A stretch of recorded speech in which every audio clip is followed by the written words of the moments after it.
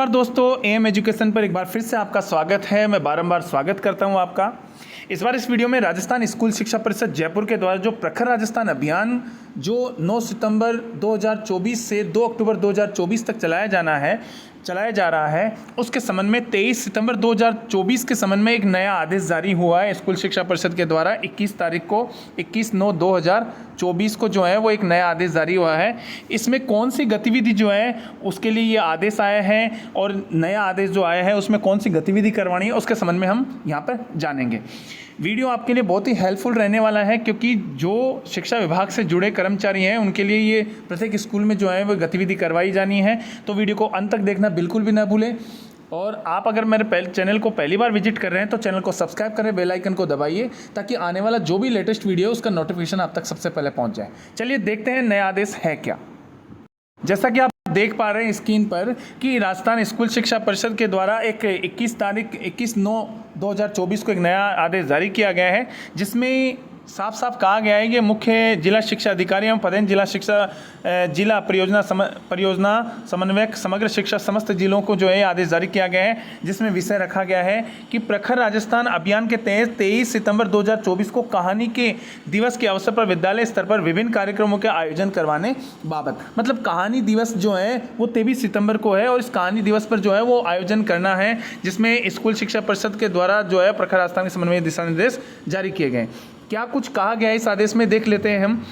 उपरोक्त विषय अंतर्गत लेख है कि प्रखर राजस्थान अभियान के तहत 1 से 2 और 3 से 8 विद्यार्थियों के लिए पठन कौशल के विकास के लिए कार्य योजना बनाई गई है, जिसमें कक्षा 1 से 8 तक के विद्यार्थियों में पठन अभ्यास, धारा प्रवाह, पठन विकास और पढ़ने की संस्कृति विकास हेतु विद्यालय समय सारणी में प्रत्येक कार्य दिवस के 7वें कालांश में रीडिंग पीरियड के रूप में निर्धारित किया गया है। जैसा कि आप सभी को विदित है कि 7वां जो कालांश है उसमें रीडिंग पीरियड जो है वो निश्चित किया गया है, जिसके तहत विद्यार्थियों में पढ़ने की रुचि और पठन कौशल विकसित करने हेतु जो है वो प्रखर कार्यक्रम जो है राजस्थान के राज्यव्यापी कार्यक्रम का आयोजन कक्षा 1 से 8 तक विद्यार्थियों के लिए किया जा रहा है। ये ध्यान रखिए, कक्षा 1 से 8 तक ही जो है वो आयोजन किया जा रहा है, 9 से 12 तक नहीं है।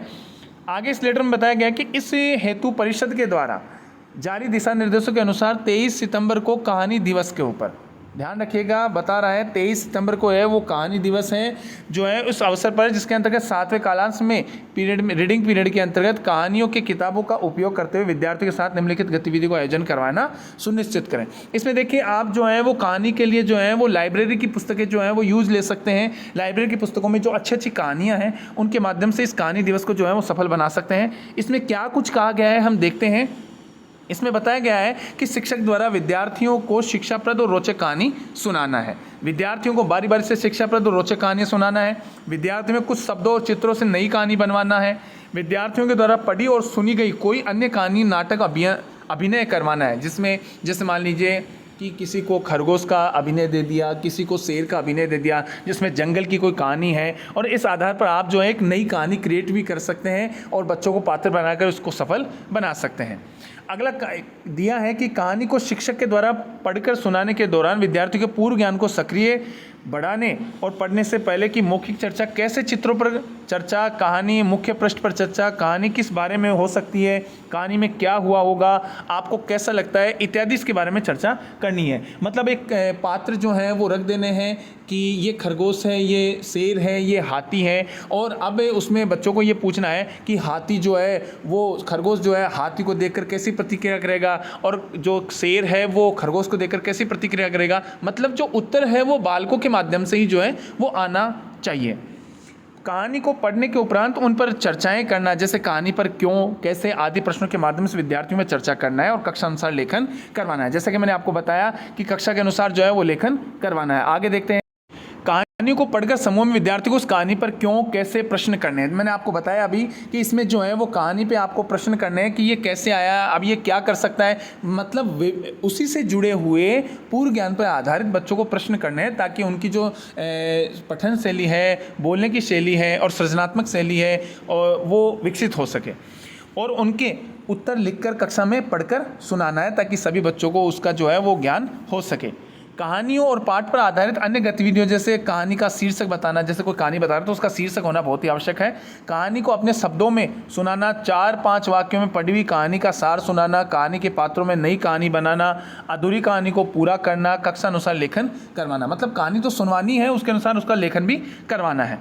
बच्चों के द्वारा पढ़ी गई कहानियों पर मानचित्र निर्माण की गतिविधि, जैसे पात्र बना दिए, घटना हो गई, समस्या समाधान आदि लेखन उसे चार्ट के माध्यम से डिस्प्ले कर कर जो है पढ़कर साथियों को समझाना। जिसमें मैंने आपको बताया कोई भी जैसे ABL किट में जो है वो मास्क आते हैं विभिन्न तरह के, विवेकानंद के हैं या और भी जो महापुरुष हुए हैं उनके मास्क आते हैं, या किसी भी प्रकार का कोई एक आप जो है वो मास्क बना करके बच्चों को एक पात्र बना करके जो है वो गतिविधि करवा सकते हैं। उक्त गतिविधि के प्रभावी तरीके से संपादन हेतु निम्न लिंक के जो उदाहरण के तौर पर कुछ गतिविधियां दी गई हैं उनके अनुसार शिक्षक और अन्य गतिविधि करवा सकते हैं। अब आप देख सकते हैं ये जो लिंक है वो आपको YouTube पर मिल जाएंगे। वर्कशीट के उदाहरण देखने के लिए लिंक है, कहानियों को संग्रह करने के लिंक है, और जो है एक्टिविटी मार्गदर्शिका के लिए लिंक है। ये सारे लिंक जो है आपको YouTube पर अच्छे से मिल जाएंगे। और इसमें देखिए उक्त दिशा निर्देशों के अनुसार प्रखर राजस्थान अभियान के तहत 23 सितंबर 2024 को आयोजन कहानी के दिवस गतिविधियों को प्रभावी बनाने तो संस्था प्रधानों को आवश्यक निर्देश प्रदान करें